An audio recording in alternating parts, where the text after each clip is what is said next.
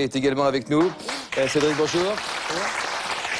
Accompagné de Sarah, bonjour. À tous les deux. Cédric, vous êtes un jeune homme de 23 ans, déjà marié, oui, avec un enfant. Votre problème à vous, ce n'est pas votre mère, mais votre belle-mère, oui, donc la maman de Sarah, votre femme. Oui. Elle est très présente dans votre vie, oui, très présente. Ma belle-mère est très envahissante. Oui. C'est quelqu'un que j'apprécie tout à fait, mais quand c'est trop, c'est trop. Elle est trop envahissante, elle veut toujours être là. Quand j'ai des trucs à faire, elle veut les faire à ma place et tout ça, et c'est invivable. Ça vous dérange, ça vous empêche de vous épanouir? Si vous deviez prendre un mot pour qualifier votre mère, vous diriez... Votre belle-mère, pardon, vous diriez quel mot? Envahissante, possessif, veut tout contrôler, quasiment, et veut tout savoir à n'importe quel moment de la journée. C'est... Rien que ça, Sarah?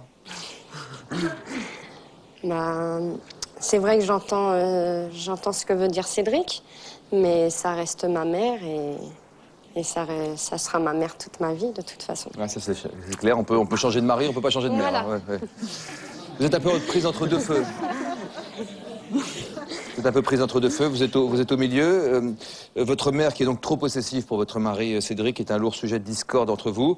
Peut-elle mettre en péril votre couple pour autant? On le verra tout au long de cette émission, on en reparlera. Evelyne Ridnik est avec nous. Bonjour Evelyne, pour nous éclairer sur le comportement peut-être un peu outré de certaines mamans. Vous êtes psychanalyste et psychothérapeute, Evelyne. D'abord, pourquoi certaines mères sont plus possessives que d'autres? Pourquoi? Je crois que c'est lié à leur histoire, vous l'avez bien dit, madame. Ce sont des mères qui consacrent toute leur vie à leurs enfants. Elles n'ont aucun espace personnel. C'est ce qu'on voit, Brigitte. Vous êtes un cas typique de mère possessive.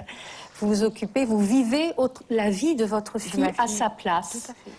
C'est terrible parce que vous lui enlevez la possibilité à elle d'être une mère et d'être une femme. Mais ces mamans, Evelyne, souvent disent « mais ma fille, c'est ma vie ». Oui, mais non, c'est pas leur vie, parce que dans le psychisme de Brigitte, elle s'est pas encore séparée de son enfant. D'ailleurs, elle dit « c'est mon bébé ». On parlait du cordon ombilical tout à l'heure, mais c'est dans la tête qu'on le coupe, le cordon. Hein. Ouais, et je crois qu'en effet, vous n'êtes pas encore séparés de votre fille. C'est comme si vous n'étiez qu'une, alors que vous êtes deux. Et si vous comprenez que vous êtes deux, vous lui permettrez de vivre sa vie. Alors les causes, pourquoi une maman est trop possessive?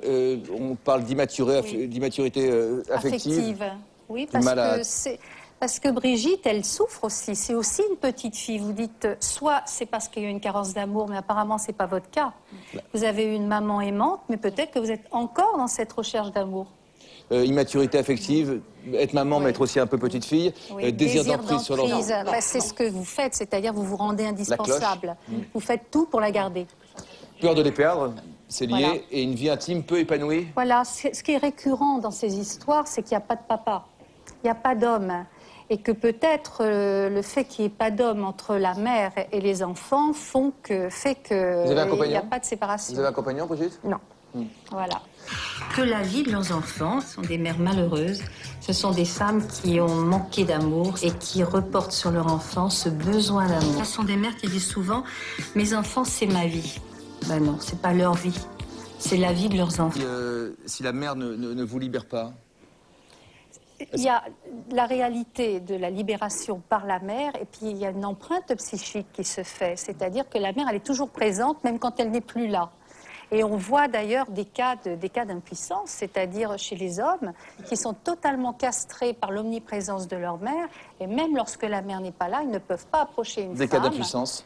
D'impuissance sexuelle. Hein? Parce que même lorsque la mère n'est pas là et qu'elle est loin, lorsqu'ils approchent une femme, il y a toujours la mère qui est présente quelque part dans leur tête.